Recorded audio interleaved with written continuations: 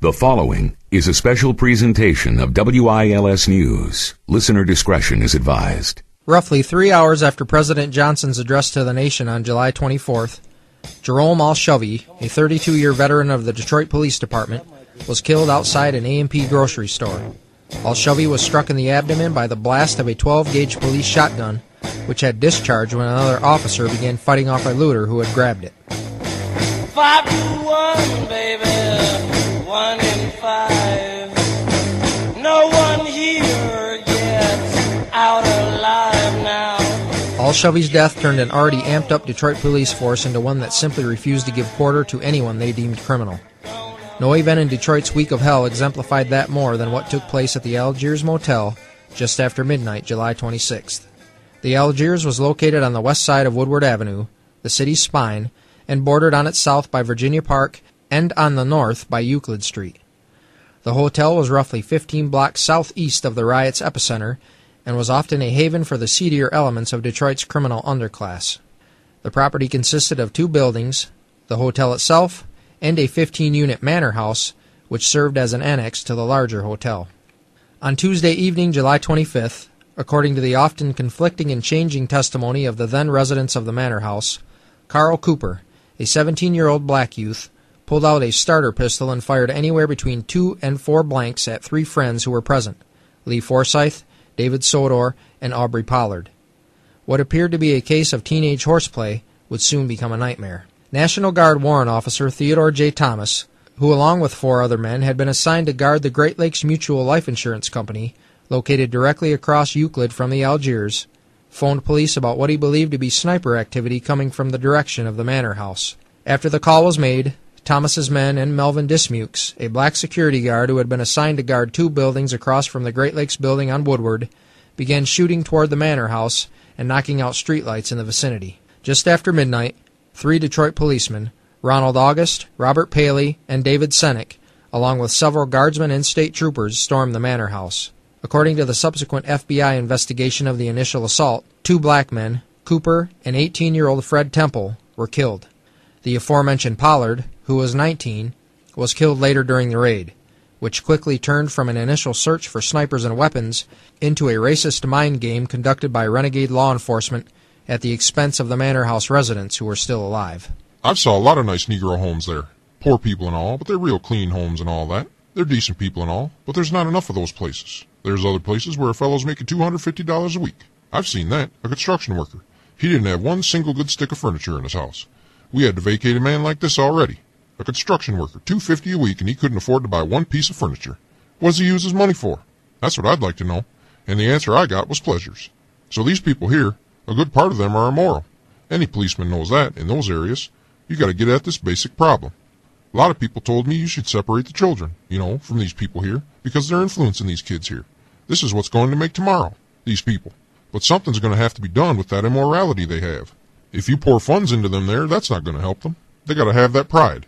Basically, I believe they're more immoral than corresponding white people and all, because you get a lot of these families over there, and you'll find there's prostitutes and everything else there. Officer Robert Paley, the Algiers Motel incident.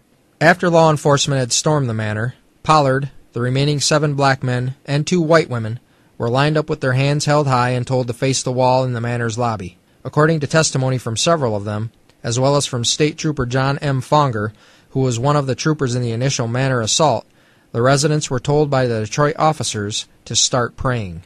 For approximately the next hour, Sennick led Paley, August, and Warrant Officer Thomas, who arrived at the manor shortly after the initial raid, in what a federal attorney later described as, quote, a grisly game in which Sennick played quarterback, unquote.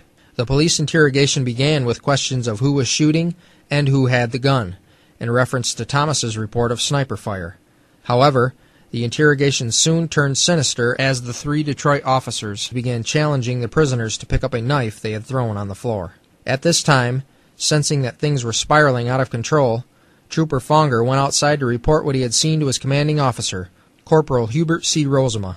Instead of trying to use their influence to stop what was happening in the manor house, Rosema ordered the troopers to leave the scene, since the Detroit police were clearly in charge. The 4 men left in charge of the situation continued to terrorize their captives against the lobby wall. The officers repeatedly hit them with rifle butts, kicked them and verbally assaulted them and the 2 white women, who Seneck referred to as nigger lovers. Then Seneck took one prisoner, Roderick Davis, into another room and told him to lie face down. Seneck then shot into the floor and told Davis he would kill him if he made a sound. Thomas, who had watched what Seneck had done to Davis, took another prisoner, Michael Clark, into another room. Thomas then fired into the ceiling and repeated the warning to Clark and returned to the lobby. Seneck then asked August if he wanted to kill someone in a continuation of the mind games. August selected Pollard, whom he took into the room where Fred Temple already lay dead. August came out alive. Pollard did not. Federal authorities and local law enforcement officials at the highest level are conducting a major investigation into the deaths of 3 Detroit Negroes found slain in a Woodward Avenue motel during the Detroit riots. The deaths were originally attributed to a gun battle between police and National Guardsmen and the 3 men, who were believed to be snipers. Officials now fear that the 3 Negroes were deliberately executed. It is possible that what became known as the Algiers Motel incident would have never come to light would it have not been for Detroit Free Press reporter Barbara Stanton. Stanton, who was dispatched to the Algiers to investigate the rumors of the sniper battle, found it strange that despite the official reports that a shootout with snipers had occurred in the manor on July 26th, she saw only 6 bullet holes inside the entire building. In addition, further investigation showed that the police, despite their claims of a sniper battle on the premises and that the 3 victims had been shot through the windows of the manor house, found no weapons on the scene. Cooper's starter pistol was also never found. Stanton's initial visit to the manor house prompted the Free Press to further action. They called on Dr. Robert Sillery, a pathologist who had worked at the Wayne County morgue and who was an expert on gunshot wounds, to perform an autopsy on the bodies of Cooper, Temple, and Pollard. Sillery's investigation was done with the permission of the slain boys' families.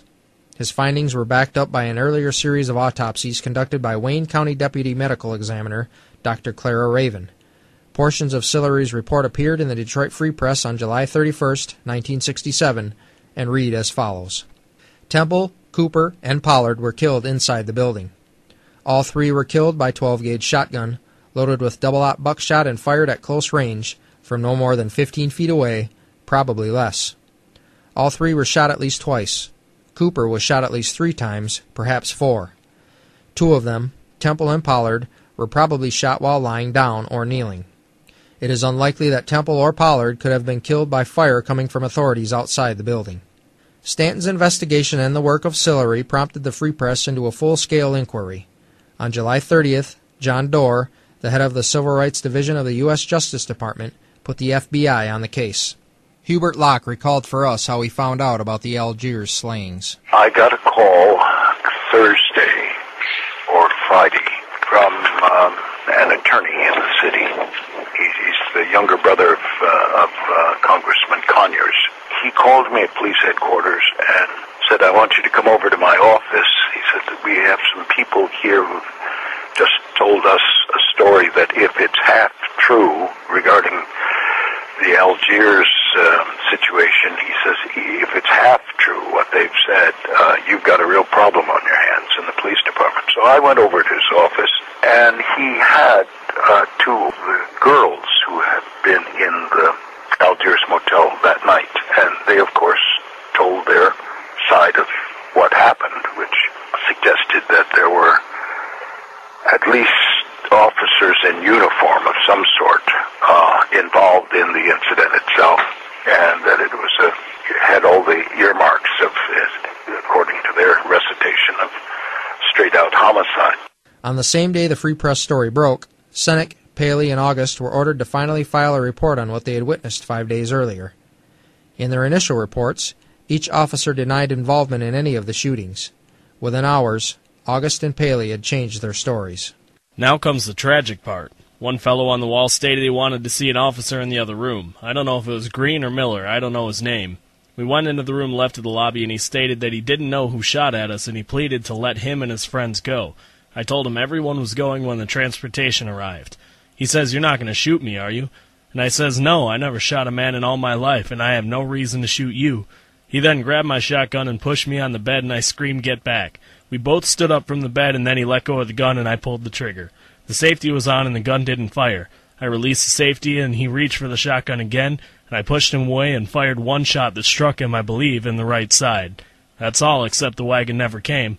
I didn't want to shoot him. I wanted to put him back out there with the rest of them, but he just wanted that gun and he wouldn't let go. Officer Ronald W. August, the Algiers Motel incident. Shortly after August confessed to killing Pollard, Robert Paley approached Lieutenant Gerald Hallmark and admitted to shooting one of the other black men in the manor. That man, according to the FBI, was Fred Temple. Hallmark then asked Paley what part David Senek had in the shooting. Paley answered, "We shot simultaneously at the man." For the record, David Senek never veered from his original report. After the police turned over the results of their internal investigation to Wayne County Prosecutor William Cahalan, he issued murder warrants for August in the murder of Pollard and Paley in the murder of Temple. Because of a lack of concrete evidence, Senek was not charged. Motor City Burning, a special presentation of WILS News, will continue in a moment.